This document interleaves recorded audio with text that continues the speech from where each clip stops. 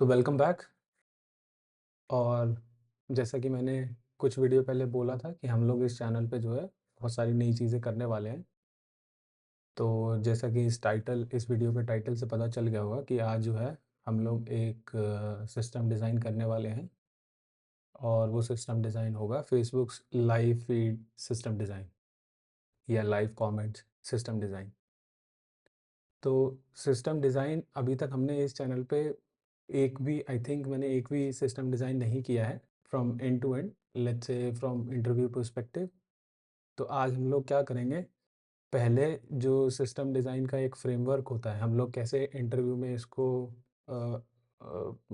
Let's say handle करेंगे, या फिर इंटरव्यू में हमें कैसे करके आंसर करना चाहिए सिस्टम डिज़ाइन के क्वेश्चंस, हम लोग वो देखेंगे। और उसके बाद में हम इस क्वेश्चन का जो है सिस्टम डिज़ाइन करने की कोशिश करेंगे। और ये एक चीज़ बस याद रखना कि ये जो सिस्टम डिज़ाइन है, ये सिस्टम डिज़ाइन बहुत ही सब्जेक्टिव टॉपिक है। तो तुम जो भी सिस्टम डिज़ाइन कर रहे हो, उस सिस्टम डिज़ाइन में तुम्हारी रीज़निंग इम्पॉर्टेंट है। Let's say you have to collaborate with the interviewer to solve the problem.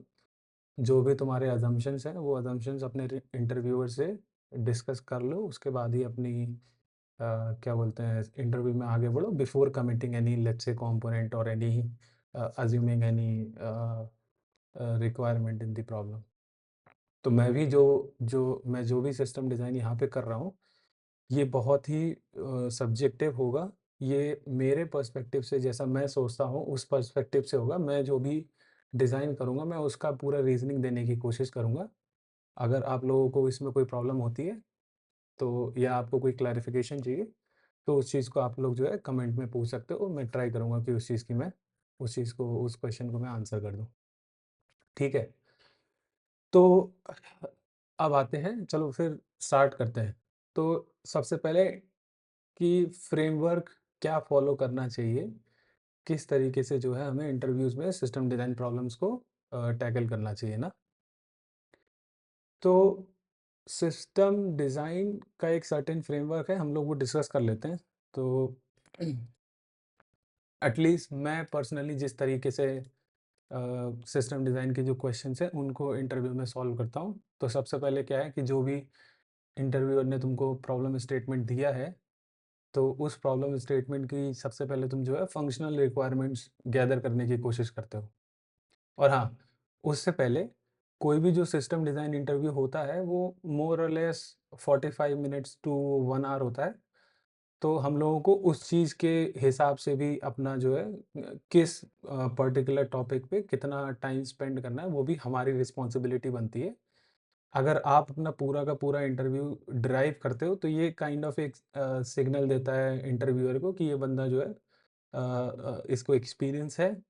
और ये बंदा जो है मोर और less mid level to senior के जो सिग्नल्स हैं वो दे रहा है, क्योंकि वो अपना सिस्टम डिज़ाइन इंटरव्यू जो है लीड कर रहा है। बट इसका मतलब ये नहीं कि just because you are leading तुम सीनियर बन गए। सीनियर तुम्हारी डिज़ाइन, तुम्हारी थॉट प्रोसेस, तुमने किस तरीके का डिज़ाइन किया वगैरह-वगैरह, ये चीज़ें भी मैटर करती है। बट आई थिंक मोर और less communication in system design interview is way more important. ठीक है? तो सिस्टम डिज़ाइन इंटरव्यू फ्रेमवर्क हम लोग क्या रखेंगे, ठीक है? तो जो मैं करता था, वो मैं पहले क्या करता था कि फंक्शनल रिक्वायरमेंट्स, तो ये फंक्शनल रिक्वायरमेंट क्या होती हैं? तो फंक्शनल रिक्वायरमेंट होती हैं कि लेट्स से जब भी कोई एक्सटर्नल एक्टर तुम्हारे सिस्टम से इंटरैक्ट करेगा, तो वो उस सिस्टम से क्या-क्या चीज़ें कर सकता है, ठीक है? तो जैसे अगर आप स्विगी का या मान लो दूसरे किसी सिस्टम का सिस्टम डिज़ाइन लेते हो, तो वहाँ पे आप क्या है कि जब भी मैं स्विगी बोल रहा हूँ, तो वहाँ पे आप जो है एक रेस्टोरेंट को देख सकते हो, रेस्टोरेंट का मेन्यू देख सकते हो। फिर आप ऑर्डर प्लेस कर सकते हो। ऑर्डर प्लेस करने के टाइम पे आप कैश ऑन डिलीवरी भी ले सकते हो, आप ऑनलाइन पेमेंट भी कर सकते हो। ऑनलाइन पेमेंट भी बहुत तरीके के होते हैं। तो ये चीज़ें जो हैं आपको अपने इंटरव्यूअर से क्लैरिफ़ाई करनी है कि उसको उस पर्टिकुलर डिज़ाइन में किस चीज़ पे फ़ोकस करना है। क्योंकि एक 45 मिनट के इंटरव्यू में आप जो है पूरा सिस्टम डिज़ाइन तो कभी भी नहीं कर सकते, स्पेशली जब आप जितना ज़्यादा सीनियर जाते हो। उस समय आपको हर छोटे डिसीज़न का एक रीज़नेबल लॉजिक देना पड़ता है कि आपने ये कंपोनेंट क्यों रखा है। तो जब आप इन्हीं चीज़ों में अपना टाइम स्पेंड कर दोगे तो आई आई डोंट थिंक कि आप पूरा एक सिस्टम डिज़ाइन जो है वो एंड टू एंड कंप्लीट कर पाओगे।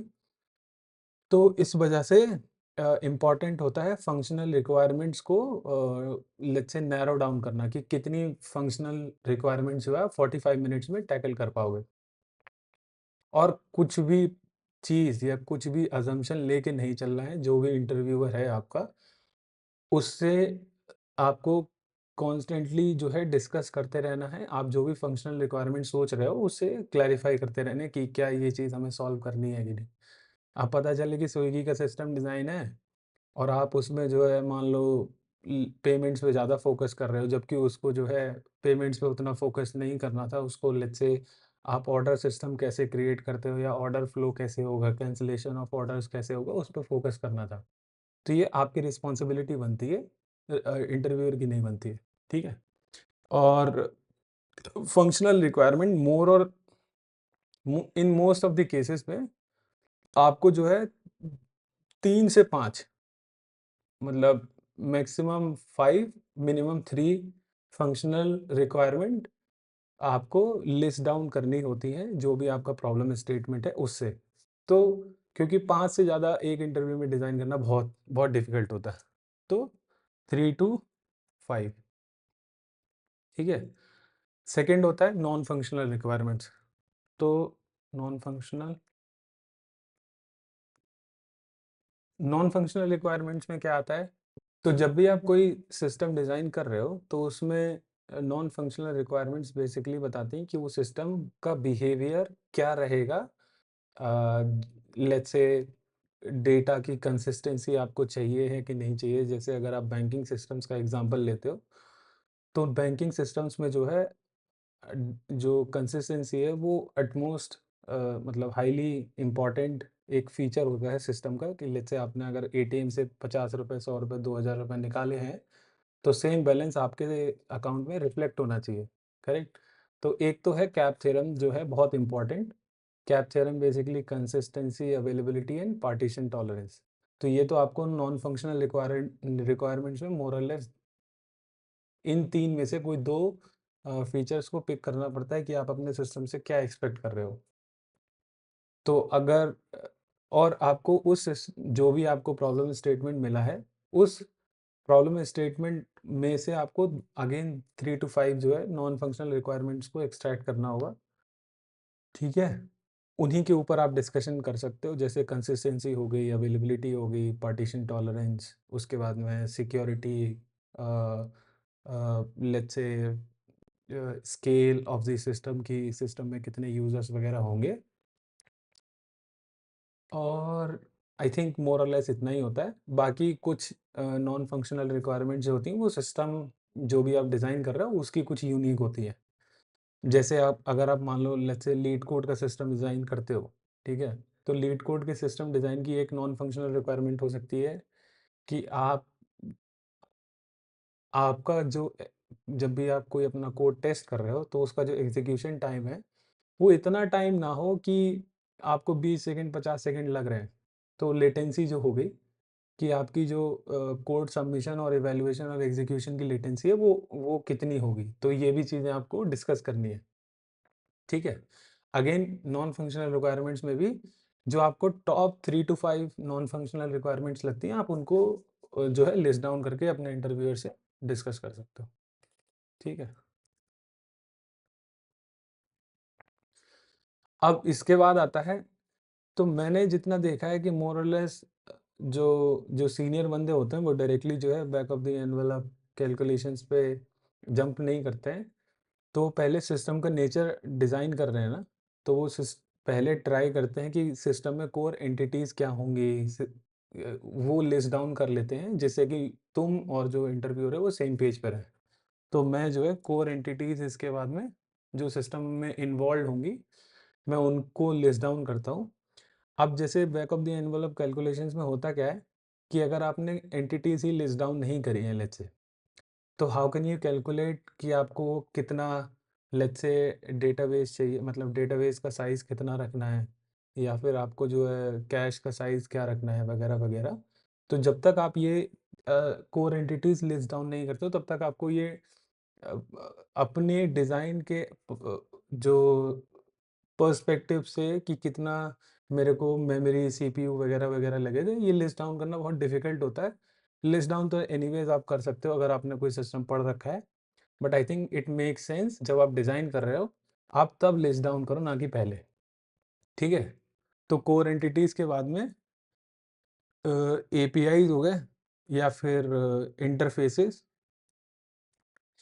तो जो 4th पॉइंट है, ये होता है कि जब आप कोई सिस्टम डिज़ाइन कर रहे हो, तो जो एक्सटर्नल यूज़र्स हैं, वो सिस्टम से किस तरीके से इंटरैक्ट करेंगे। तो वो जो इंटरैक्शन का मीडियम है जिसको हम लोग एपीआई बोलते हैं। अब ये एपीआई ये जो इंटरफ़ेसेस हैं, समटाइम्स ये जो है एचटीटीपी इंटरफ़ेसेस हो सकते हैं, कभी आपको वेब सॉकेट्स लग सकता है, जीआरपीसी वगैरह, वगैरह।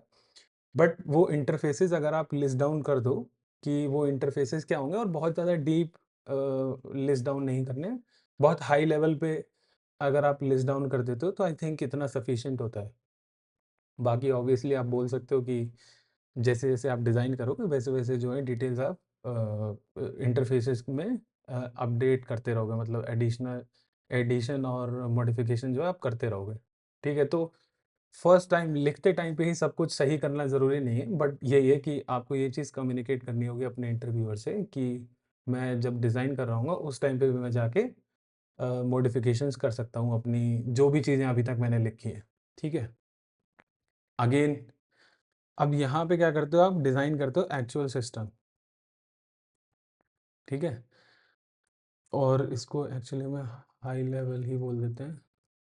तो यहाँ पे क्या होता है जो पॉइंट नंबर 5 है, यहाँ पे आपको डायरेक्टली मतलब एक अ, ऑप्टिमल सिस्टम डिज़ाइन नहीं करना होता है। यहाँ पे आपका फ़ोकस है कि कैसे आप बस केवल ऐसा सिस्टम डिज़ाइन कर सको, जो केवल फंक्शनल रिक्वायरमेंट्स को सैटिस्फाई करता है। तो आप बेसिकली एक बेयर मिनिमम सिस्टम डिज़ाइन कर रहे हो, जो सारी फंक्शनल रिक्वायरमेंट्स को सैटिस्फाई कर रहा है। तो पहले आप क्या करोगे, एक टॉप प्रायोरिटी वाली जो आपकी let's say first functional requirement है, उसको सैटिस्फाई करने के लिए आपको क्या डिज़ाइन करना होगा वो करोगे। फिर सेकंड को सैटिस्फाई करने के लिए आप क्या करोगे, अपने में ही फर्स्ट वाले में मॉडिफिकेशन कर दोगे एंड सो ऑन। तो जब आपका सिस्टम फंक्शनली वर्क कर रहा है, अज़्यूम कर लो कि सिस्टम में यूज़र्स बहुत कम है वगैरह, वगैरह। जब आपका फंक्शनल सिस्टम डिज़ाइन मतलब फंक्शनल डिज़ाइन कंप्लीट हो जाता है, उसके बाद आप जो है नॉन फंक्शनल डिज़ाइन को मतलब नॉन फंक्शनल रिक्वायरमेंट्स जो थी आपके सिस्टम्स की आपके सिस्टम की, उनको अकोमोडेट करने की कोशिश कर सकते हो, ठीक है? तो उसमें हो सकता है कि आपको कैश लगाना पड़े या लो लेटेंसी सिस्टम बनाना है तो आपको सर्टेन चीज़ें अपने डेटाबेस में करने पड़े या हो सकता है आपको जो है, जो भी आपके हॉरिज़ॉन्टली स्केलेबल कंपोनेंट्स हैं, आप उनको और मतलब उनको हॉरिज़ॉन्टली स्केल कर सको वगैरह, वगैरह। तो नॉन फंक्शनल रिक्वायरमेंट्स को आप बाद में सैटिस्फाई करोगे, पहले आप फंक्शनल को करोगे, उसी के बाद आप नॉन फंक्शनल करोगे, ठीक है?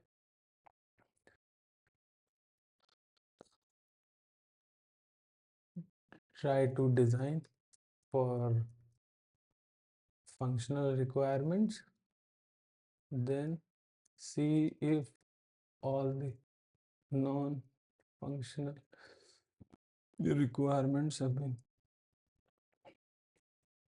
satisfied. If no, then adjust your design. ठीक है?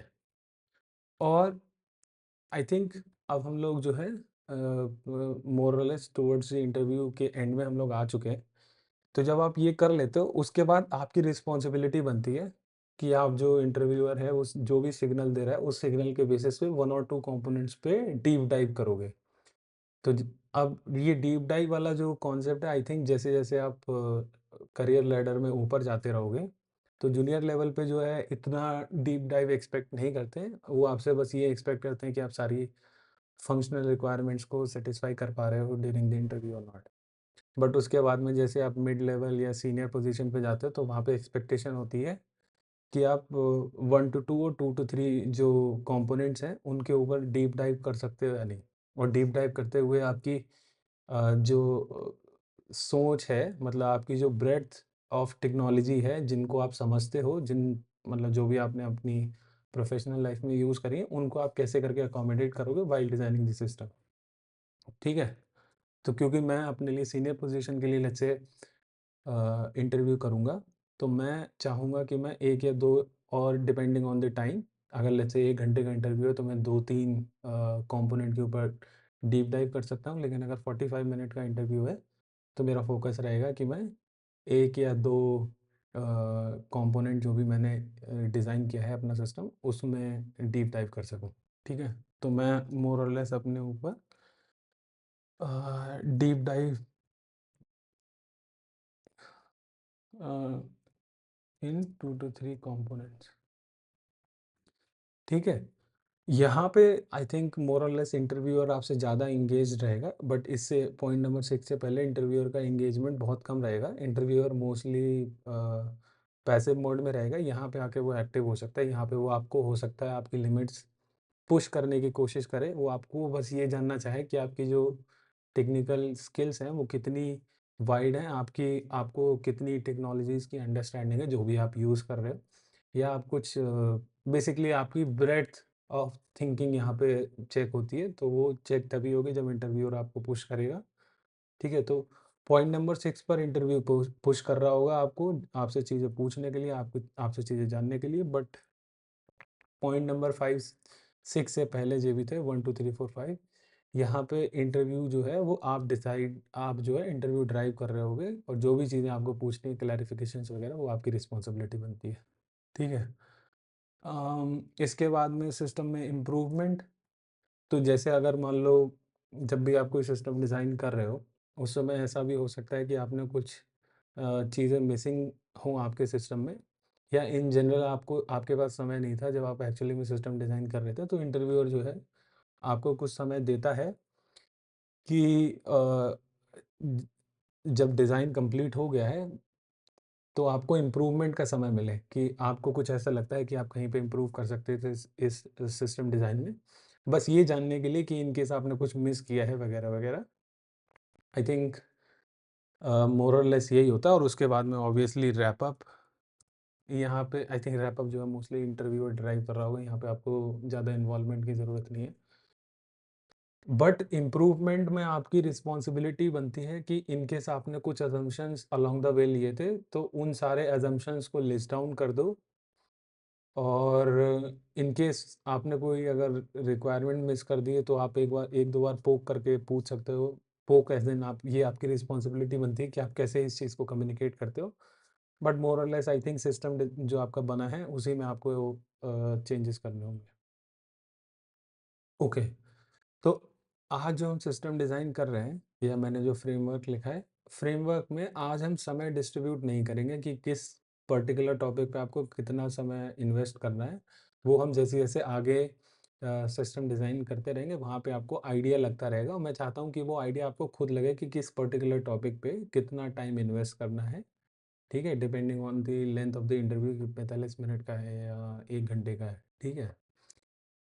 तो जो है, 1 सेकंड, इसको जो है अपन ये कर देते हैं। अब आते हैं लेट्स से एक्चुअल सिस्टम पे, ठीक है? तो अब आपको एक्चुअल सिस्टम डिज़ाइन करना भी है, तो आप क्या-क्या चीज़ें 1 सेकंड, इसको जो है उठा के ऊपर रख लेते हैं। ये आपका फ्रेमवर्क रहेगा। ये आपका नॉर्थ पोल रहना चाहिए जब भी आप इंटरव्यू दे रहे हो। तो जब भी इंटरव्यू दे रहे हो, तो एक क्या बोलते हैं, नोट पे लिख के अपने सामने चिपका लिए कि आप इस फ्रेमवर्क से भटक ना जाओ। मैं ये नहीं कह रहा कि ये फ्रेमवर्क जो है वो 100% करेक्ट है, बट इतना सफिशिएंट है कि आपको इंटरव्यूज़ क्लियर करने में बहुत आसानी होगी, ठीक है? तो अब इस सिस्टम डिज़ाइन की बात करते हैं कि फेसबुक लाइव फीड सिस्टम होता क्या है? तो फेसबुक हो गया या यूट्यूब हो गया, डिफरेंट जो सिस्टम्स हैं आज के टाइम में, जहाँ पे लाइव सपोर्ट होता है कि आप जो है लाइव स्ट्रीम कर सकते हो, चाहे इंस्टाग्राम हो या डिफरेंट चीज़ें हो। तो उस सिस्टम की लेट्स से फर्स्ट टॉपिक पकड़ते हैं कि फंक्शनल रिक्वायरमेंट्स क्या-क्या हो सकती हैं, ठीक है? अम, ये तो इस सिस्टम की फंक्शनल रिक्वायरमेंट क्या-क्या होंगी? बताओ।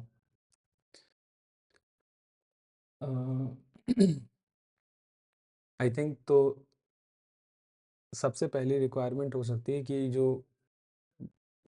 यूज़र है should be able to post comments on live feed. ठीक है।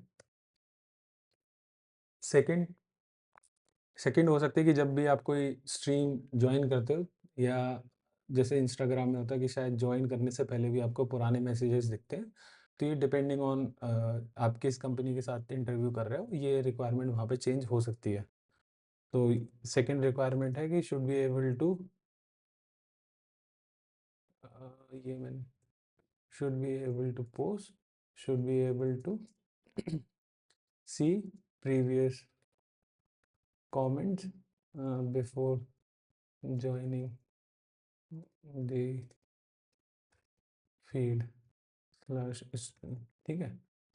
थर्ड रिक्वायरमेंट क्या हो सकती है कि जब आप कोई स्ट्रीम ज्वाइन कर रहे हो, आप वीडियो देख रहे हो, तो उस समय में जब भी कोई एक दूसरा बंदा कमेंट करता है, तो वो जो कमेंट है वो आपको बेसिकली विजिबल होना चाहिए। तो comments made on the feed should be visible. ठीक है। ये I think to other viewers, obviously other viewers. ठीक है। अब आते हैं इस पे नॉन फंक्शनल रिक्वायरमेंट्स क्या होंगी। लेकिन अगर तुम अभी देखो तो मेरे को कितना समय लगा होगा, मैक्सिमम 2 मिनट के आसपास। तो वही रहता है यूजुअली कि आप अगर 3 से 5 मिनट में फंक्शनल रिक्वायरमेंट्स गैदर कर लेते हो, तो आई थिंक आप प्लस पॉइंट पे हो। और ये जो अपन ने 5 पॉइंट लिखे हैं ना, इन 5 पॉइंट जैसे ही आप फर्स्ट पॉइंट क्लियर करोगे ना with in 2 to 3 minutes, second point वही 2-3 मिनट में जब आप कंप्लीट कर लोगे ना, तो ड्यूरिंग द इंटरव्यू जो आपका कॉन्फिडेंस है वो और बढ़ता जाएगा, क्योंकि आप टाइमली सारी चीज़ें कंप्लीट कर रहे हो। ऑब्वियसली ये एक्सपेक्टेशन तो ये भी है कि आप सही सिस्टम डिज़ाइन करोगे। अगर कुछ भी डिज़ाइन कर रहे हो तो फिर कोई सेंस नहीं है 3 मिनट में करने का कंप्लीट। ठीक है। अब देखते हैं नॉन फंक्शनल रिक्वायरमेंट्स क्या क्या हो सकती हैं। तो I think non functional requirement में मेरे को जो पहली समझ में आ रही है वो है कि availability of the system is more important than consistency. क्यों? जैसे अगर कोई स्ट्रीमर है, वो यूएस में बैठ के स्ट्रीम कर रहा है, तो I should be able to view the stream. अगर हाँ तो या फिर यहाँ पे भी बैठ के अगर कोई स्ट्रीम कर रहा है, तो I should be able to view the stream as long as, मतलब अगर थोड़े बहुत कमेंट्स अगर मेरे को स्लो दिख भी रहे हैं या फिर लैग है कमेंट्स दिखने में, but I should be able to view the comments. Basically availability of the system defines कि जो है आपका सिस्टम एक्सेसिबल है या नहीं है ऑल द टाइम। ठीक है। तो आई थिंक मेरे पर्सपेक्टिव से availability is greater than consistency. Why? Because if you consider the CAP theorem, so CAP theorem says among the consistency, availability and partition tolerance, you can pick only two. And I always need the partition tolerance. Why? Assume करो कि एक live stream चल रही है, and let's से in Europe और in US, और एक मैं इंडिया में बैठा हूँ, and for some reason the data center is down somewhere. तो क्या एक्सपेक्टेशन होगी? क्या लेट्स से यूएस का या इंडिया का कोई भी डेटा सेंटर जो है वो डाउन है, तो क्या मेरे को स्ट्रीम दिखनी चाहिए या नहीं दिखनी चाहिए? तो I think partition tolerance says if a system is experiencing, let's say, network partition, or then it should continue to work, and that's why we always pick partition tolerance. Then it always boils down to picking, let's say, between availability or consistency. So partition tolerance in most of the designs is always expected। तो तुमको जो है availability और consistency में ही pick करना होगा। ठीक है। इवेंचुअल कंसिस्टेंसी चलेगी। सेकंड सेकंड क्या हो सकता है? जो है सिस्टम लो लेटेंसी होना चाहिए, लो लेटेंसी। अब लो लेटेंसी सिस्टम नहीं बोल रहा है, जो भी आपने फंक्शनल रिक्वायरमेंट लिखी है ना, वो फंक्शनल रिक्वायरमेंट्स को आपको उसके कॉन्टेक्स्ट में बोलना है, सॉरी। उस कॉन्टेक्स्ट में क्या होगा कि जो कमेंट अगर कोई पोस्ट कर रहा है, तो it should be posted in let's say within 200 millisecond.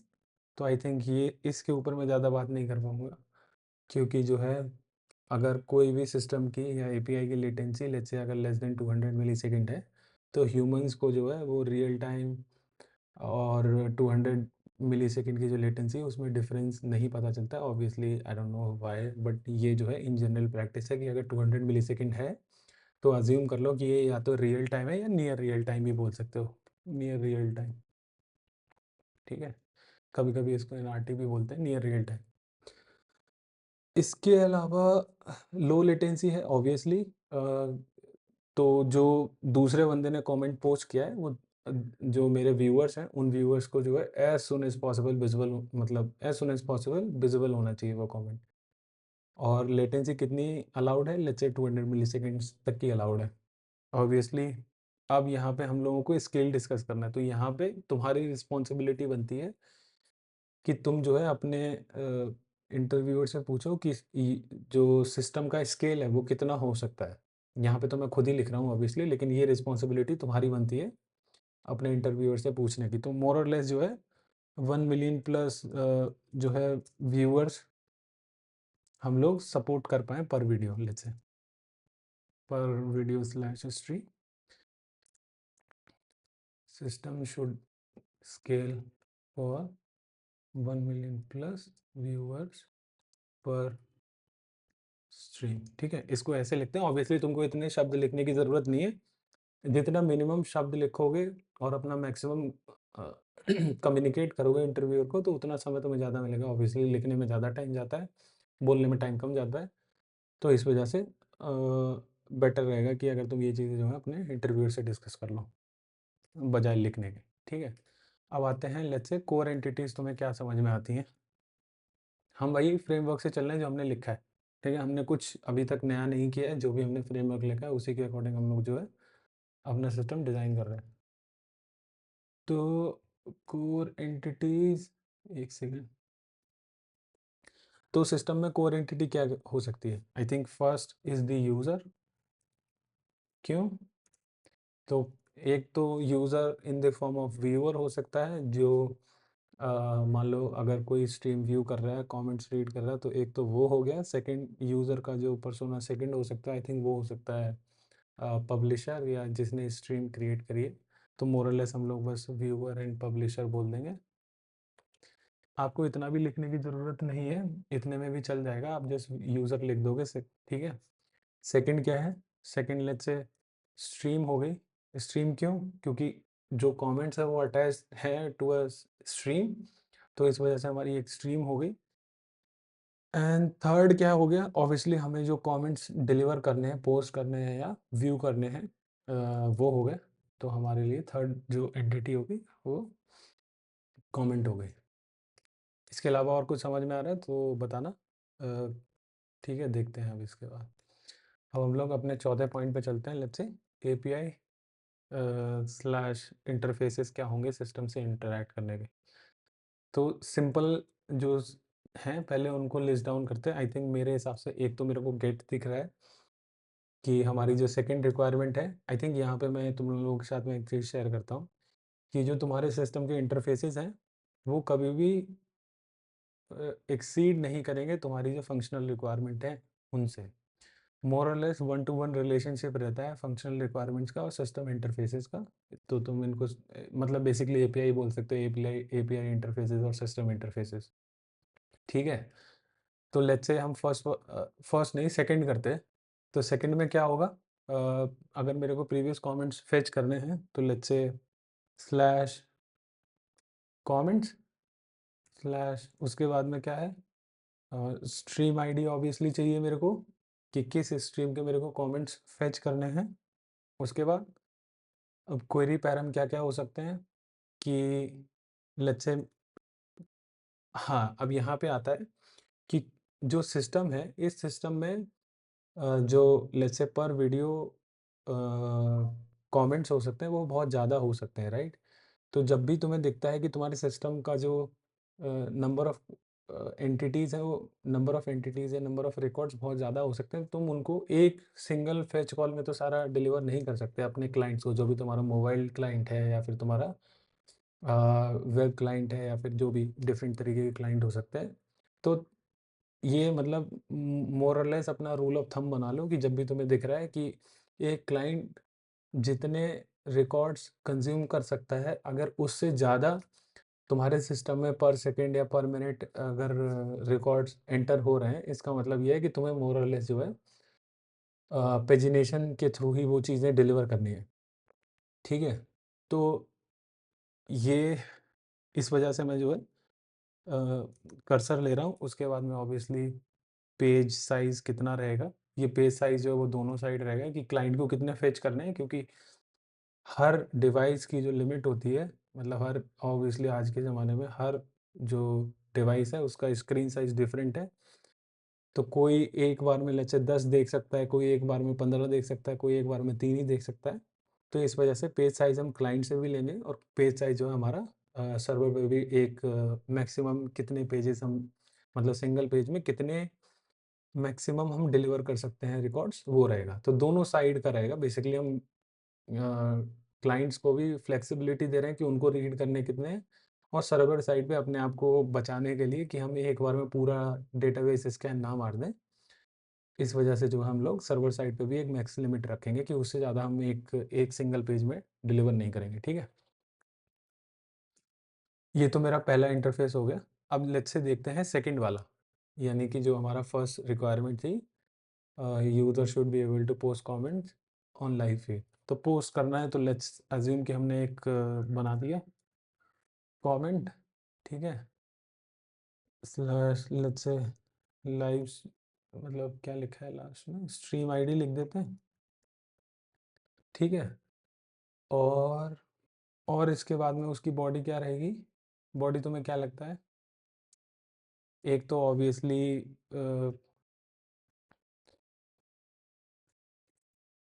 हाँ, अब ये जो हम लोग लिख रहे हैं, ये तुम अपने इस टाइम पे भी डिस्कस कर सकते हो, या तुम जब फंक्शनल रिक्वायरमेंट अपने इंटरव्यूअर से डिस्कस कर रहे थे, उस समय भी कर सकते हो। तो जैसे तुम चाहोगे कि जो भी बंदा स्ट्रीम से कनेक्ट कर रहा है, तो तुम्हें उसकी आइडेंटिटी पता हो, to protect system from unwanted let's say attacks and so on. So तुमको एक आइडेंटिफिकेशन चाहिए ना, तो मोर और लेस जो है कभी-कभी हम लोग कुछ सिस्टम जो है अपना खुद का ऑथ इम्प्लीमेंट करते हैं, बट हम लोग जो इंडस्ट्री में एक स्टैंडर्ड है, हम लोग जेडब्ल्यूटी टोकन्स जो है यूज़ करेंगे टू आइडेंटिफाई द यूज़र्स। अगर जो है यूज़र हमारा हम लोग आइडेंटिफाई नहीं कर पा रहे हैं, then we will not accept the request and drop all of them to the ground. Obviously इसके बाद बॉडी में क्या जाएगा? एक तो मुझे दिख रहा है, अरे यार! क्या है? एक तो कंटेंट हो सकता है लेट्स से, तो ये क्या होगा, एक स्ट्रिंग होगा। ये कंटेंट में क्या है कि जब भी कोई बंदा पोस्ट कर रहा है कोई कमेंट, तो उसने क्या कमेंट पोस्ट किया है, ठीक है? लेट्स से तुम सेकंड रख सकते हो, टाइम स्टैम्प, इसके अलावा तुम्हें कुछ और भी चीज़ें करनी है तो तुम वो भी रख सकते हो, ठीक है? थर्ड थर्ड जो है थोड़ा-सा इम्पोर्टेंट है, तो उसके लिए अभी हम लोग let's say server Saint events रख सकते हैं, या लॉन्ग पोल रख सकते हैं, शॉर्ट पोल रख सकते हैं, या फिर हम वेब सॉकेट्स रख सकते हैं। यहाँ पे ये तुम्हारी रिस्पॉन्सिबिलिटी है again, to discuss with interviewer, और अपनी जो भी तुम कम्युनिकेशन प्रोटोकॉल चूज़ कर रहे हो फॉर द थर्ड रिक्वायरमेंट, कि जब भी कोई एक नया कमेंट सिस्टम में आता है, तो तुम उस कमेंट को जो है फैन आउट कर सको टू ऑल द व्यूअर्स जो भी उस स्ट्रीम से कनेक्टेड है। तो जब भी मुझे ऐसा लगता है कि सर्वर को क्लाइंट से इंटरैक्ट करना है, तो मोर और लेस जो है मैं web socket protocol for communication use करता हूँ। बेसिकली कम्युनिकेशन प्रोटोकॉल जो होती हैं, एचटीटीपी हो गया, जीआरपीसी हो गया, वेब सॉकेट्स हो गया, सर्वर सेंट इवेंट्स हो गया, लॉन्ग पोल हो गया, ये वगैरह वगैरह। तो अब यहाँ पे थोड़ा सा डिस्कस कर लेते हैं कि जो है लॉन्ग पोल क्या होता है। Long poll is basically an HTTP protocol जहाँ पे जो है क्लाइंट जो है रेगुलरली एक सर्टेन इंटरवल पे सर्वर से रिक्वेस्ट करके रखता है, and then server does not reply immediately, server holds the request for certain time until it has something to respond। तो जैसे इस केस में अगर कोई लॉन्ग पोल हम लोग यूज़ करते कम्युनिकेशन के लिए, तो जब भी वो अ, मतलब क्लाइंट जो है पीरियोडिकली सिस्टम से एक रिक्वेस्ट भेजेगा, सर्वर उस रिक्वेस्ट को होल्ड करके रखेगा until it has let's say enough number of comments to deliver. But यहाँ पे तुम्हें ऑब्वियसली बहुत सारी प्रॉब्लम दिख रही होंगी। पहली तो ये है कि क्लाइंट की रिस्पॉन्सिबिलिटी बनती है कि अगेन एंड अगेन वो पोल की रिक्वेस्ट भेजता रहे। सेकंड, हम लोग जो है क्लाइंट साइड के जो रिसोर्सेज हैं उनको अननेसेसरीली हम लोग यूज़ कर रहे हैं, स्पेशली सीपीयू, कि उसको रिक्वेस्ट भेजनी है, अपनी मेमोरी में होल्ड करके रखनी है, ठीक है, वो फ्लश ना हो जाए वगैरह वगैरह। तीसरा है कि सर्वर भी जो है अपनी साइड से रिस्पॉन्स देने में वेट कर रहा है, जब तक कि उसके पास इनफ कमेंट्स या इनफ एंटिटीज़ नहीं है रिस्पॉन्ड करने के लिए, करेक्ट? तो उस सिचुएशन में जो क्लाइंट है वो रियल टाइम में क्या मैसेजेस रिसीव करेंगे? जिस क्लाइंट ने रिक्वेस्ट करी, क्या उसको रियल टाइम में मैसेज रिसीव होगा? तो आई थिंक हर मैसेज के साथ एक टर्न अराउंड टाइम जो है वो बढ़ता रहेगा, क्योंकि हम लोग जो है वेट कर रहे हैं until we have enough let's say information to share with client. तो उस केस में क्या होता है कि क्लाइंट जो है वो डिले एक्सपीरियंस करेंगे। तो इन इन सब चीज़ों की वजह से जो है मैं जो है लॉन्ग पोल अवॉइड करूँगा। लेकिन अब आते हैं हम एक्चुअली में यूज़ क्या करेंगे। तो मतलब अगर मुझे सर्वर से कम्युनिकेशन करना है विद क्लाइंट्स, तो I would always prefer WebSocket, because WebSocket is a by directional communication protocol, जहाँ पे क्लाइंट सर्वर से कनेक्ट कर सकता है एंड सर्वर क्लाइंट से भी कनेक्ट कर सकता है, and they don't have to maintain let's say periodically raise a request, या फिर वेट करें कि इनफ इवेंट्स उनके पास हैं, इनफ सर्वर के पास इवेंट्स है तभी वो रिस्पॉन्ड करेगा, ठीक है। ऑब्वियसली अच्छा थोड़ा सा मैं बता दूं कि क्लाइंट मतलब वेब सॉकेट में और नॉर्मल एचटीटीपी में क्या होता है। तो नॉर्मल एचटीटीपी में 3 वे हैंडशेक के बाद में टीसीपी कनेक्शन स्टैब्लिश होता है, करेक्ट। बट यहाँ पे क्या होता है कि जो जो वेब सॉकेट प्रोटोकॉल है वो on top of TCP he work करता है। तो जब तुम्हारा एचटीटीपी कनेक्शन स्टैब्लिश हो जाता है, उसके बाद में तुम्हारी जो है रिक्वेस्ट जाती है अपग्रेड के लिए। ये मैं इसलिए बता रहा हूँ कि ये इंटरव्यू में आपको नहीं बोलनी है अनलेस इंटरव्यूअर आपसे पूछता है। बट ये फॉर नॉलेज इम्पॉर्टेंट है कि वेब सॉकेट कनेक्शन इस्टेब्लिश कैसे होता है।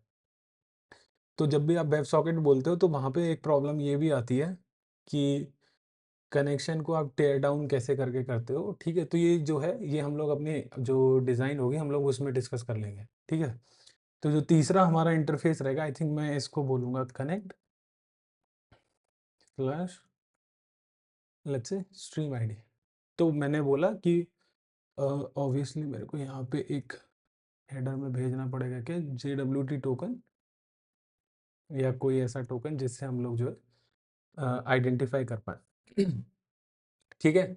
अभी तक हमने कुछ बहुत हाई फाई अभी तक नहीं किया है, करेक्ट।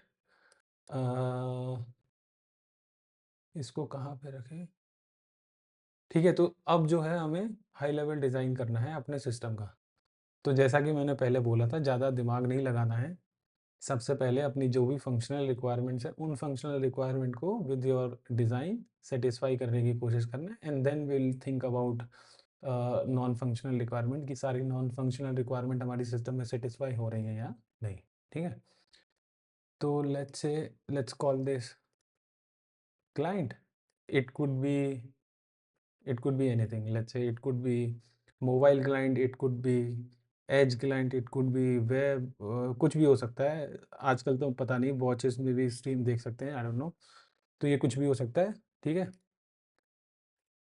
अब ये मैं अज्यूम करता हूँ,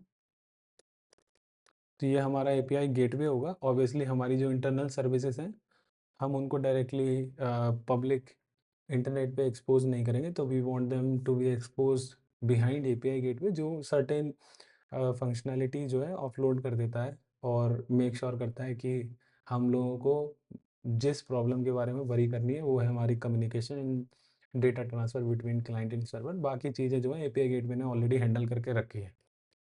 अगर इंटरव्यूअर चाहेगा तो तुम उससे ये भी डिस्कस कर सकते हो कि एपीआई गेटवे क्यों तुमने लगाया, उसकी रिस्पॉन्सिबिलिटी क्या है, क्या फंक्शनैलिटीज़ तुम इस एपीआई गेटवे से एक्सपेक्ट कर रहे हो। बट इन जनरल जब पूछेगा तभी बताना है, ज़्यादा होशियार नहीं बनना है, ठीक है? अब आते हैं, लेट्स से मैं एक अज्यूम करता हूँ कि एक लाइव फीड सर्विस मेरी रहेगी। सर्विस, इस लाइव फीड सर्विस का काम क्या होगा देखते हैं, ठीक है? तो ठीक है, अब ऑब्वियसली हमारे पास हमें एक डेटाबेस भी चाहिए होगा। ओके, ओके, तो लेट्स से, ठीक है, ठीक है, तो ये हो गया हमारा एक,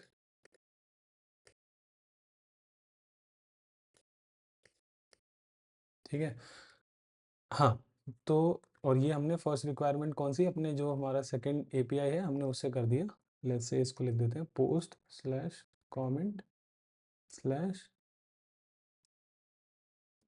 स्ट्रीम आईडी। ज़्यादा लिखने की ज़रूरत नहीं है, आई थिंक ये थोड़ा सा टाइम सेव करने के टेक्निक्स हैं। ज़्यादा लिखने की ज़रूरत नहीं है क्योंकि यही चीज़ तुमने यहाँ ऑलरेडी लिख रखी है, तो अज्यूम्ड है कि सेम एपीआई कॉल हो रहा है, ठीक है। अब अब जो मुझे इस सिस्टम में दिख रहा है कि क्या मैं सिस्टम में एक कमेंट पब्लिश कर पाऊँगा? बिल्कुल कर पाऊँगा। तो जब भी क्लाइंट को कोई कमेंट पब्लिश करना है तो वो क्लाइंट आएगा एपीआई गेटवे के थ्रू रिक्वेस्ट भेजेगा to websocket to live feed service. Live feed service जो है वो कमेंट रिसीव करेगी और उसको डेटाबेस में सेव कर देगी। तो आई थिंक ये जो हमारा फ्लो था रिक्वायरमेंट नंबर वन वो सेटिस्फाई होगी।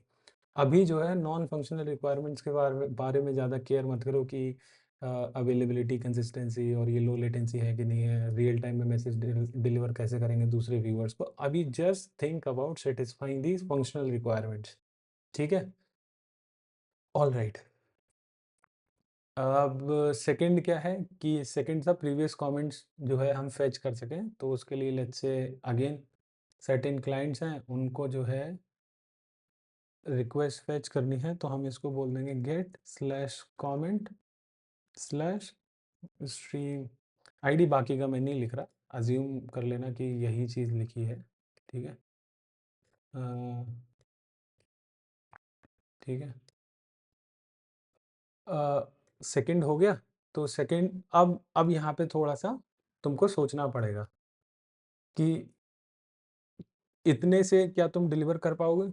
आई थिंक इतने से भी सेटिस्फाई हो जाएगी हमारी रिक्वायरमेंट जो है, विच इज़ फाइन, ठीक है। अब आते हैं हम लोग स्केल पे या नॉन फंक्शनल रिक्वायरमेंट पे। आई थिंक थर्ड रिक्वायरमेंट जो है वो थोड़ा सा ट्रिकी होने वाली है कि हम लोग कैसे रियल टाइम में डिलीवर करेंगे। तो अब हम आते हैं थोड़ा नॉन फंक्शनल रिक्वायरमेंट्स पे। अब ये जो पैटर्न है ये तुम्हें प्रॉब्लम के हिसाब से चेंज करना है कि जो कॉम्प्लेक्स चीज़ है उसको तुम आखिर में ना करो, बल्कि डिपेंडिंग ऑन तुम्हारे पास कितना समय बचा है उस हिसाब से तुम अपना डिज़ाइन करने की कोशिश करो, ठीक है। अम, तो एक जो चीज़ डिस्कस करने को आई थिंक मैं भूल गया, वो था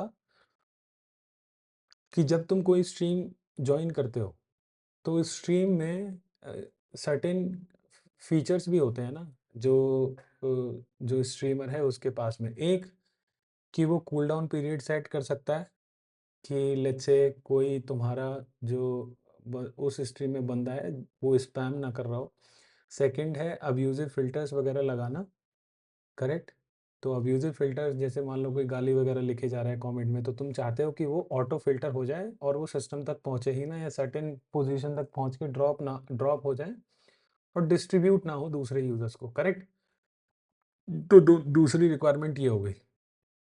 और तीसरी रिक्वायरमेंट रिक्वायरमेंट नहीं है, बेसिकली सिस्टम का नेचर है। और तीसरा जो है मेरे को जो समझ में आ रहा है कि जब तुम्हारे सिस्टम में लेट्स से कोई ज़्यादा सब्सक्राइबर वाला बंदा अगर लाइव स्ट्रीम स्टार्ट करता है तो उससे तुम्हारे सिस्टम में क्या इम्पैक्ट पड़ेगा, करेक्ट। तो अभी पहली दो सोचते हैं।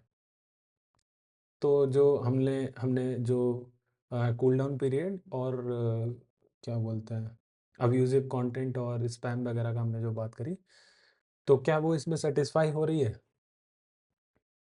मेरे को तो नहीं लगता अभी सैटिस्फाई हो रही। तो जब भी कोई कमेंट पोस्ट कर रहा है तो हमें उसी समय पे सोचना है कि क्या इस कमेंट में मतलब क्या इस कमेंट को पास थ्रू कर सकते हैं और सिस्टम में सेव कर सकते हैं?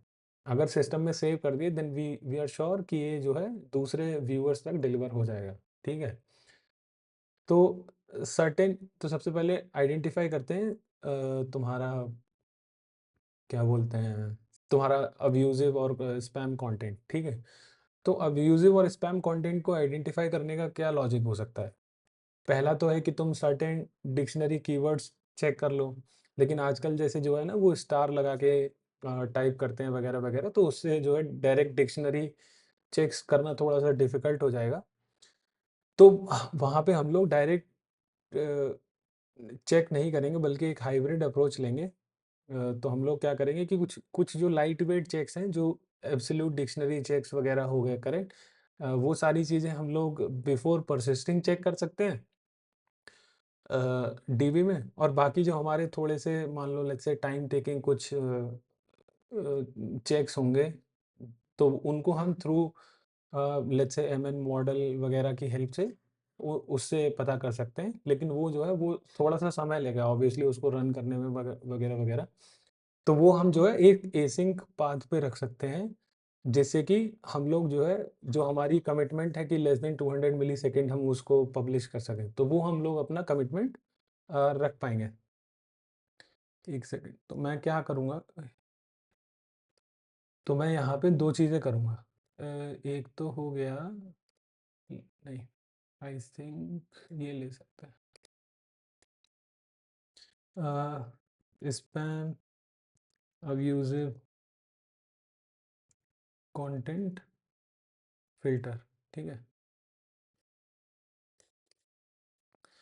तो अब मैं यहाँ पे ये मेरा बेसिकली एक जस्ट मान लो कोई एमएल मॉडल हो सकता है जो रन कर रहा है as a service, ML model as a service, right? तो क्या मैं चाहूँगा कि मैं इसको एपीआई कॉल करके करूँ? यहाँ पे वीडियो पॉज़ करके सोच सकते हो कि हमें यहाँ पे क्या डायरेक्ट कम्युनिकेशन रखना है? क्योंकि उस केस में क्या होगा कि लेट्स से अगर ये सर्विस डाउन है, अभी कुछ एक्सपीरियंस कर रही है, तो रिस्पॉन्सिबिलिटी रीट्राई वगैरह की किसकी बनती है? इसकी बनती है। या लेट्स से मैसेज का मान लो जो भी हम रिक्वेस्ट भेज रहे हैं वो सही फॉर्मेट में नहीं है वगैरह-वगैरह, तो एरर हैंडलिंग की रिस्पॉन्सिबिलिटी किसकी बनती है? सर्विस की बनती है। तो ये एक जो है स्टैंडर्ड पैटर्न है कि जब भी 2 सर्विस के बीच में कम्युनिकेशन कर रहे हो जहाँ पे तुम्हें रीट्राई वगैरह रीट्राई हो गया, एरर हैंडलिंग हो गया, एक्सेप्शन हैंडलिंग वगैरह-वगैरह हो गया, तो वहाँ पे जो प्रोड्यूसर सर्विस है तुम उसको जितना जल्दी हो सके उतना जल्दी फ्री करना चाहोगे। तो इस वजह से जो है हम यहाँ पे एक मैसेज क्यू यूज़ करेंगे बिटवीन स्पैम फ़िल्टर,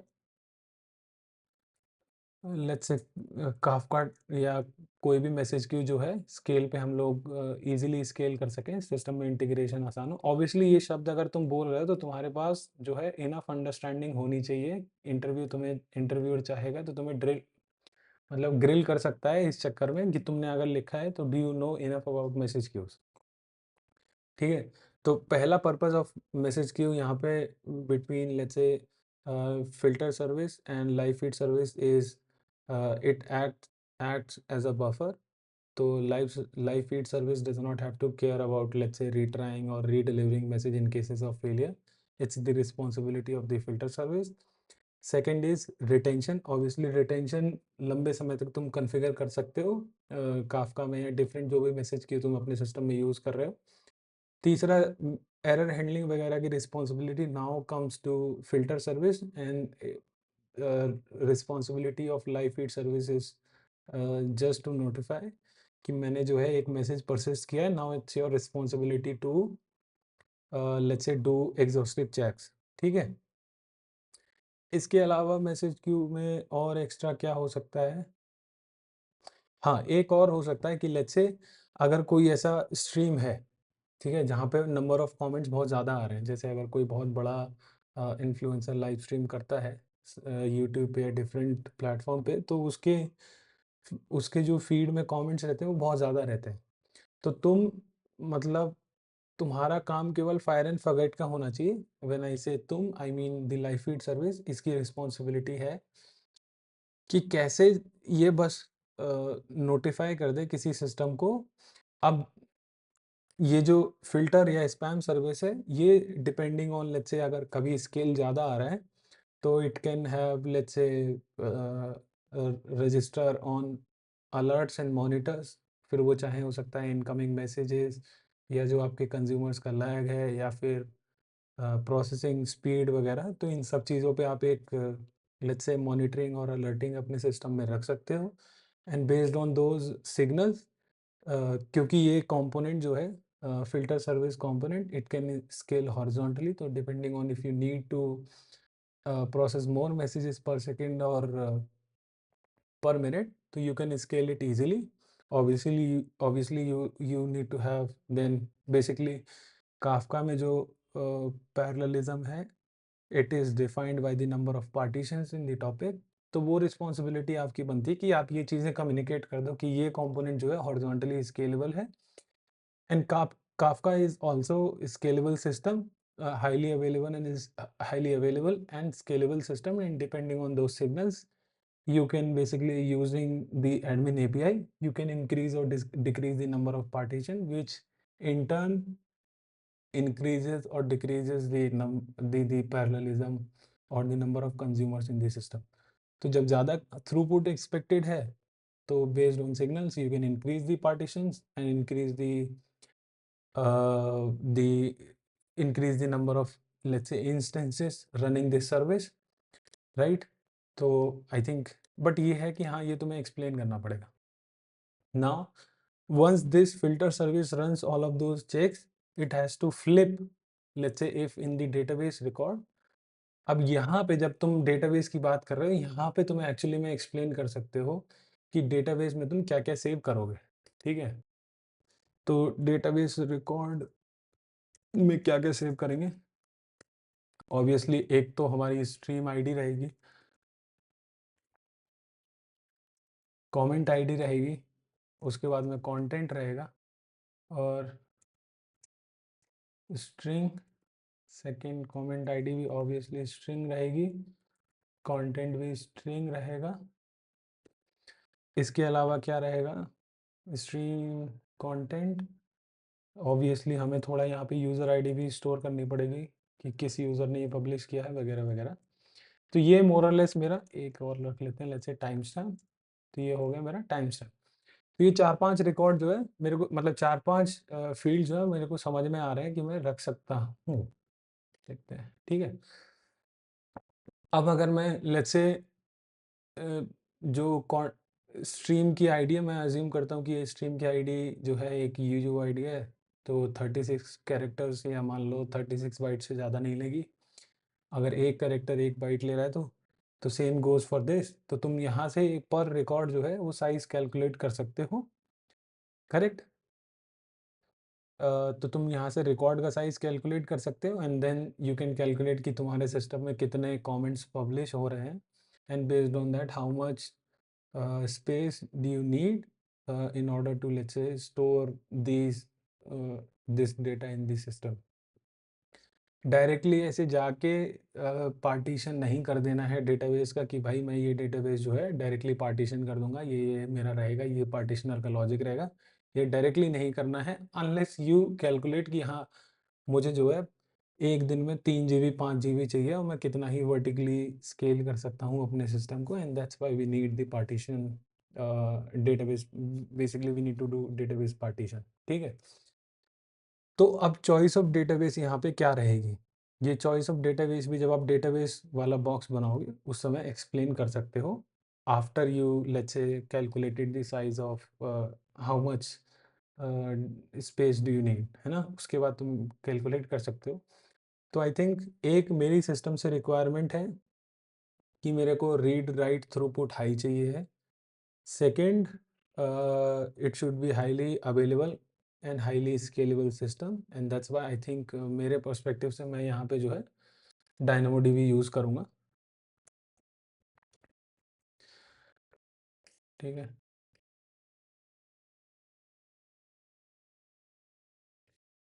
डायनामोडीबी की रिक्वायरमेंट मतलब डायनामोडीबी की कैरेक्टरिस्टिक्स क्या-क्या हैं?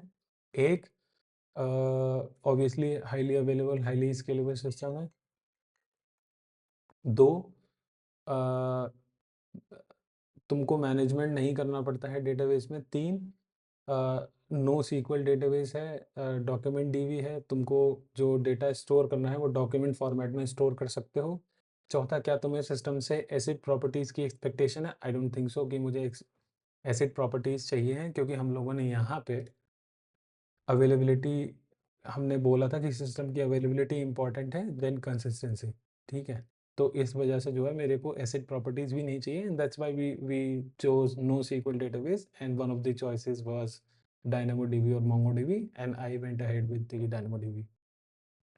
और भी पैटर्न्स जो हैं, जब तुम डेटाबेस डिस्कस कर रहे हो उस समय सोच सकते हो कि और पैटर्न्स क्या क्या हो सकते हैं, but you have to think about the read pattern and the write pattern, कि तुम्हारे सिस्टम से रीड और राइट पैटर्न क्या होगा।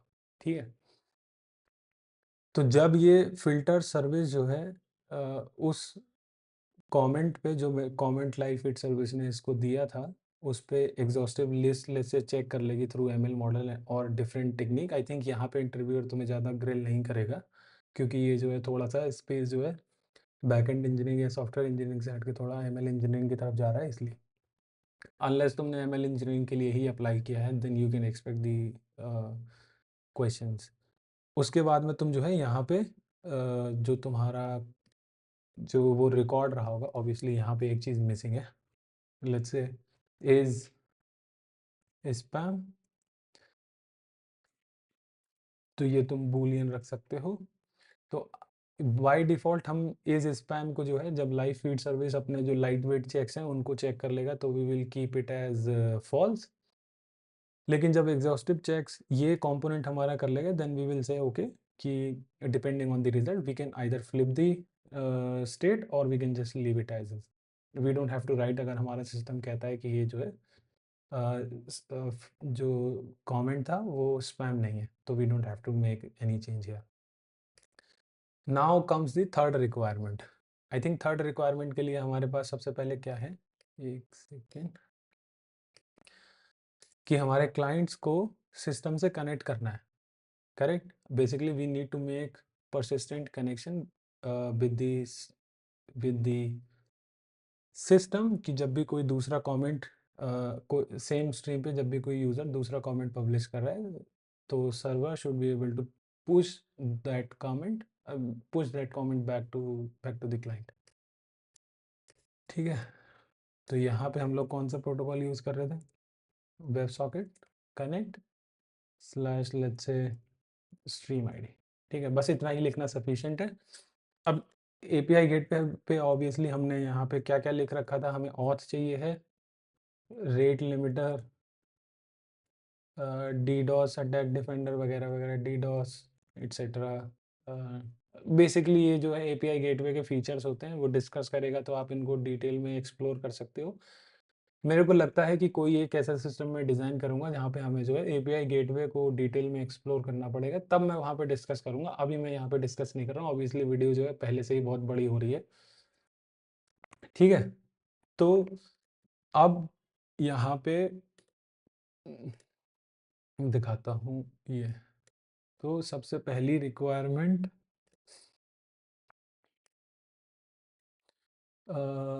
ठीक है, तो मैं दिखाता हूँ इसका कलर चेंज कैसे करते हैं।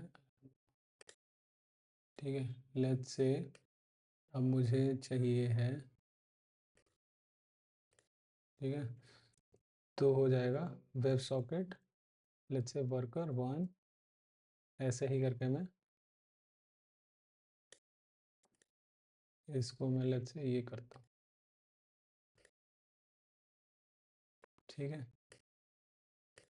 अरे कैसे करना है ये,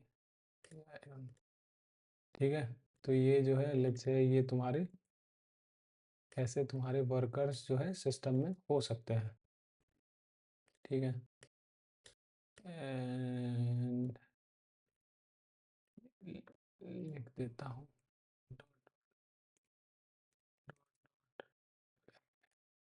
तो इससे क्या है, ये तुम्हारी एक जो, एक सेकेंड,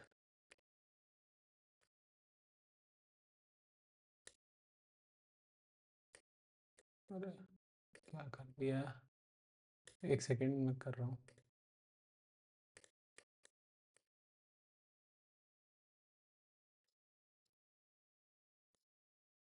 ठीक है, ये हमारे,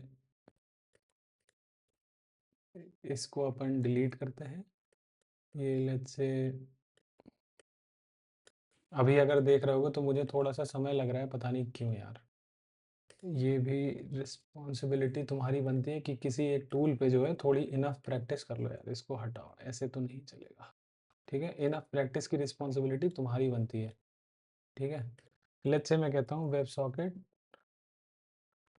सॉकेट वर्कर, ठीक है, वन। ऐसे ही तुम्हारे पास लेट्स से वेब सॉकेट्स की जो है एक फ्लीट है, जिनकी रिस्पॉन्सिबिलिटी अभी हम लोग जो है सिस्टम डिज़ाइन करते टाइम पे डिस्कस कर लेंगे। ठीक है, ओके, ठीक है। अब इस पे आते हैं।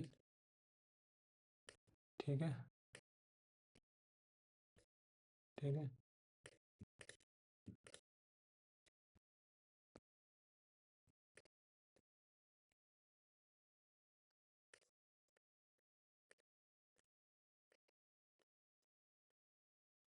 अरे क्या हो रहा है।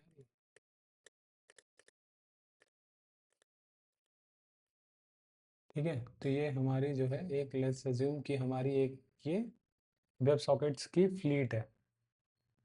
इसको एक्चुअली में टेक्स्ट से लिख लेते हैं, वेब सॉकेट वर्कर फ्लीट। ठीक है, ये हमारी रही फ्लीट।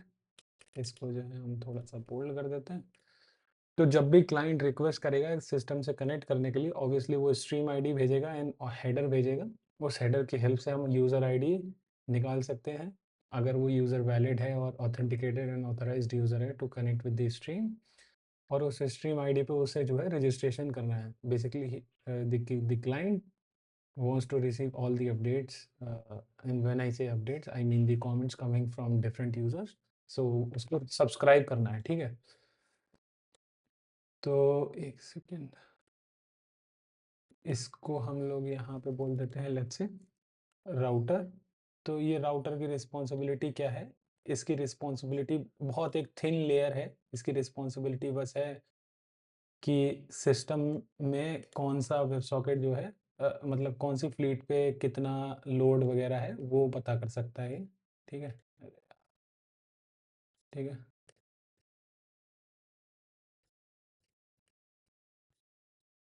ठीक है।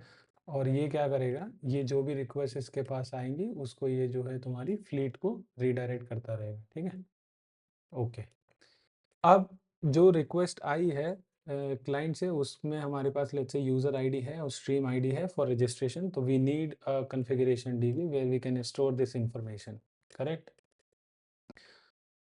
Configuration DB, correct. ये कोई एक हमारा जो है basically MySQL light database हो सकता है, माई सीक्वल डेटाबेस, जो कि उतना हैवी डेटाबेस नहीं होगा because it only stores the configuration, correct.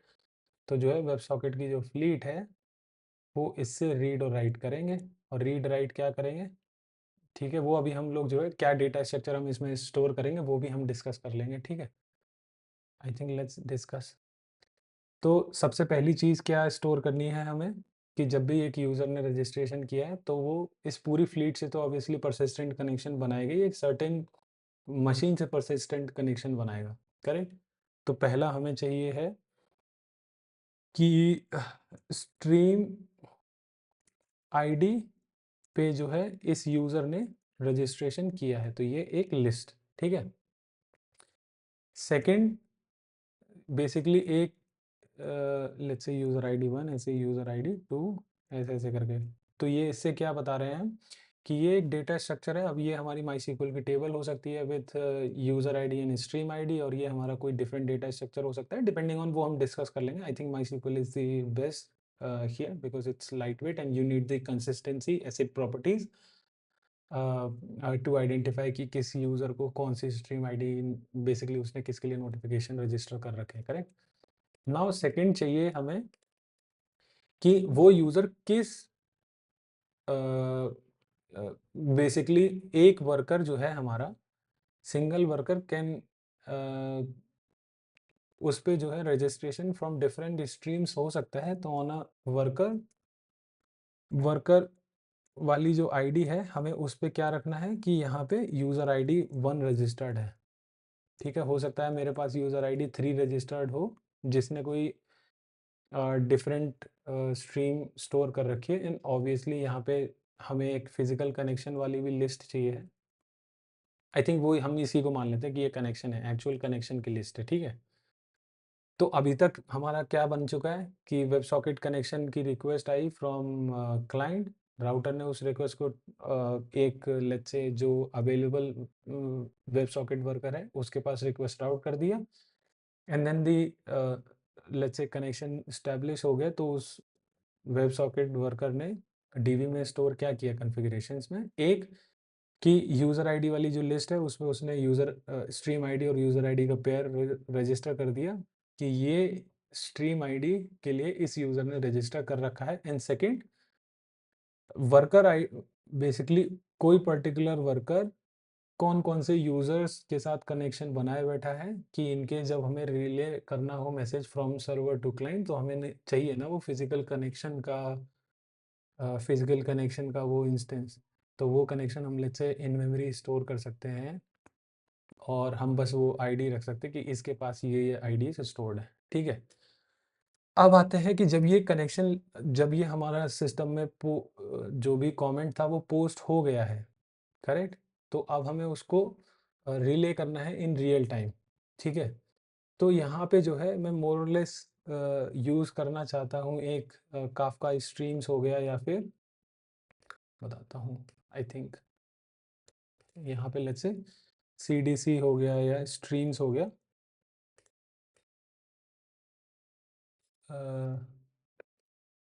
एक सेकेंड, हाँ।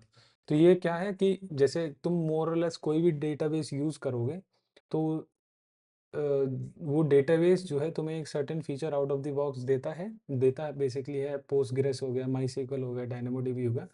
उस फीचर का नाम डिफरेंट हो सकता है, जैसे डायनामोडीबी में जो है उसको स्ट्रीम्स बोलते हैं, माईसीक्वल और पोस्टग्रेस में जो है उसको सीडीसी बोलते हैं। CDC is change data capture. So any operation that happens on the database, let's say you get a command, you get an action, you get a let's say notification which you can use to let's say कि क्या operation हुआ था। तो basically ये जो है तुम CDC को यूज़ कर सकते हो यहाँ पे कि जब भी कोई ऑपरेशन होगा ऑन डेटाबेस या on on certain table, I think मेरे को पता नहीं माईसीक्वल में तो तुम रजिस्टर कर सकते हो सर्टेन टेबल्स पे, पोस्टग्रेस और दूसरों का मुझे आइडिया नहीं है। बट ये चीज़ें तुम्हें during the interview call out करनी पड़ेंगी कि तुम क्या अजम्पशंस ले रहे हो। तो मैं एज्यूम कर रहा हूँ कि सर्टेन टेबल पे इस डेटाबेस में जब भी राइट होगा तो वो जो है उस चेंज के लिए मैंने रजिस्टर करके रखा है। तो वो चेंज जो है मुझे इस स्ट्रीम में मिलता रहेगा। It could B let's say message queue जहाँ पे हम वो जो चेंज है वो रिसीव कर रहे हैं, या ये डायरेक्टली एक स्ट्रीम हो सकती है डायनामोडीबी की, जो भी है। बट ये कॉल आउट करते रहना, ठीक है। तो जब हमारा लेट्स से ये भी आ गया and now we need to fan out. Fan out क्या कि हमें जो भी हमने रिसीव किया है रिकॉर्ड, अब हमें उसको रिकॉर्ड का मतलब क्या है, यहाँ पे एक कमेंट राइट हुआ है मेरे डेटाबेस में, now I need to deliver that record back to the client, correct. तो मैं एक कंपोनेंट बनाता हूँ डिस्पैचर। अब इस डिस्पैचर की रिस्पॉन्सिबिलिटीज जो है हम लोग थोड़ा सा एक सेकेंड डिस्कस कर लेते हैं, इस डिस्पैचर की रिस्पॉन्सिबिलिटी होगी क्या। तो ये डिस्पैचर का काम बेसिकली क्या है कि कैसे भी करके वो जो कमेंट है वो उन सारे यूजर्स को पहुंचा दे जिन्होंने ये कमेंट की एक अपनी स्ट्रीम आईडी होगी ना। तो कौन कौन से यूजर्स ने उस पर्टिकुलर स्ट्रीम आईडी को रजिस्टर करके रखा है, ये चीज़ अगर मैं कैसे भी करके फाइंड आउट कर लूँ तो वो मुझे कहाँ से मिलेगी, तो वो मुझे मिलेगी इस कॉन्फ़िगरेशन डीबी से, क्योंकि यहाँ पे मैंने स्टोर करके रखा है ये इन्फॉर्मेशन, ठीक है? तो अब अगेन यहाँ पे जो हमने पैटर्न लाइव फीड सर्विस और फ़िल्टर सर्विस के बीच में यूज़ किया था कि हम लोग डायरेक्टली एपीआई कॉल करें उस सर्विस के इंस्टेंसेस को, या फिर हम जो है कोई दूसरा पैटर्न यूज़ कर सकते हैं, because we want, let's say for some reason web socket server जो है डाउन, मतलब वेब सॉकेट का जो इंस्टेंस है वो डाउन है, या डिस्पैचर सर्विस जो है वो डाउन है। तो हम लोगों को क्या करना है कि एक स्ट्रीम के जो भी कमेंट्स पब्लिश हुए हैं, हमें मेक श्योर करना है कि हम वो सारे मैसेजेस को जो है क्लाइंट को डिलीवर करें, ठीक है? तो उसको डिलीवर करने का तरीका है क्या? तो मेरा जो आइडिया रहेगा, हम सेम पैटर्न यूज़ करेंगे यहाँ पे। चलिए मैं वहीं से उठा लेते हैं। सेम पैटर्न यूज़ करेंगे हम लोग, ठीक है? ये रहा तुम्हारा। तो डिस्पैचर क्या करेगा, कॉन्फ़िगरेशन डीबी से सर्टेन इन कॉन्फ़िग को रीड करेगा, ठीक है?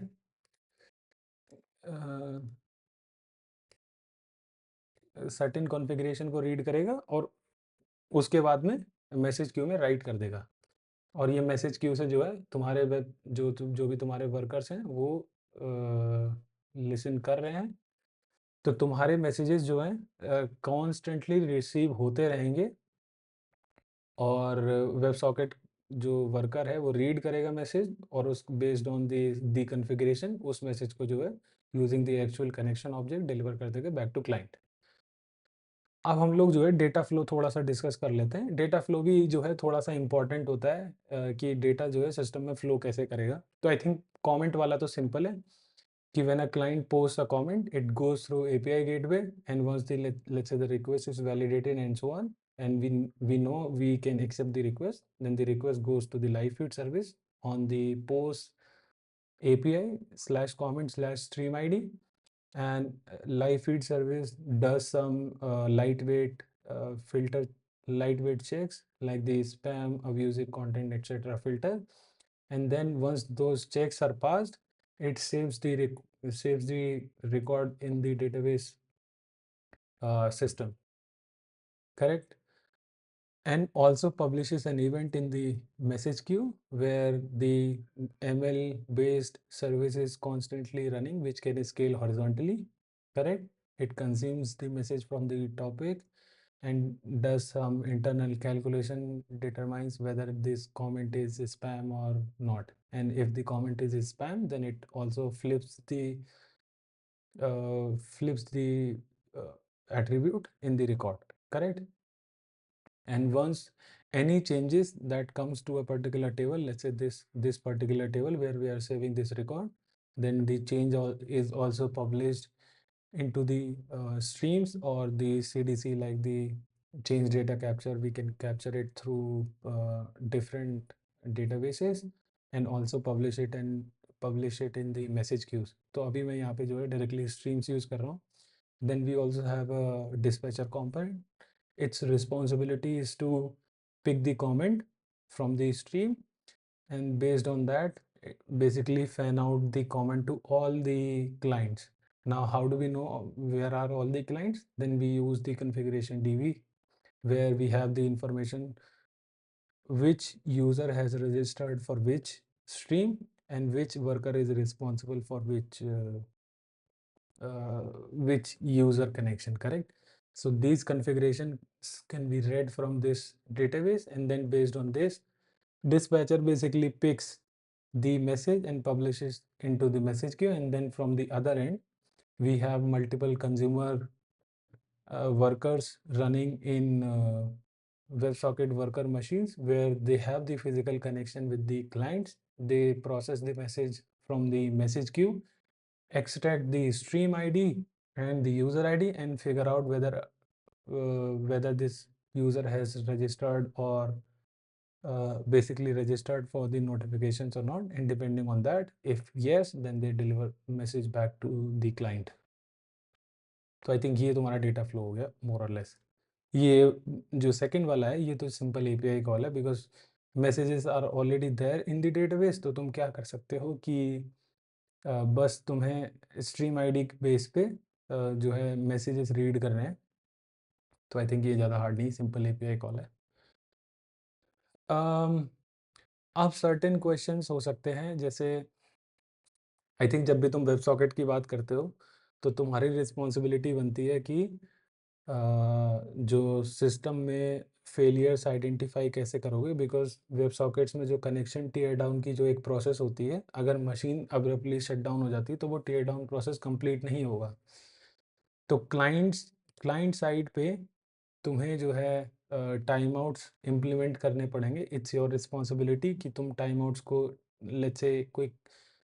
let's say for some reason machine 1 goes down and the client has basically had a persistent connection with the machine 1, and if the connection, basically this machine goes down but the client does not have a view कि ये machine down है, तो it will know only after a certain time, then you have to basically implement here retries कि तुम्हें जो है connect करना पड़ेगा अगेन विद द सिस्टम। तो वो रिट्राइज हो गए, एक्सेप्शन हैंडलिंग हो गई, और ये टाइम आउट्स जो है ये क्लाइंट साइड पे भी तुम्हें इम्प्लीमेंट करने पड़ेंगे टू नो कि क्लाइंट अगर लेट्स से कनेक्टेड ही नहीं है सिस्टम से, तो how would it receive the how would it receive the comments, right?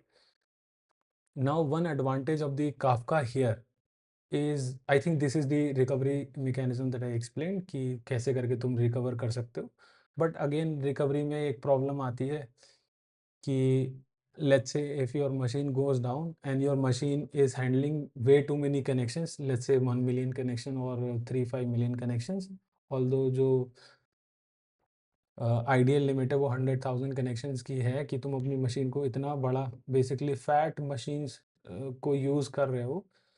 तो if the machine let's say dies for some reason, for internal failures for whatever reason which is highly possible in distributed systems, उस case में क्या होगा, all of those clients which had the connections with the particular machine which went down, now they will retry. So this overall problem is called the thundering heart problem, where many clients try to come to the system at the same time। तो उसके कुछ standard patterns हैं, I think वो मैं जो है separate video में discuss कर लूँगा, क्योंकि वीडियो अभी बहुत लंबी हो चुकी है।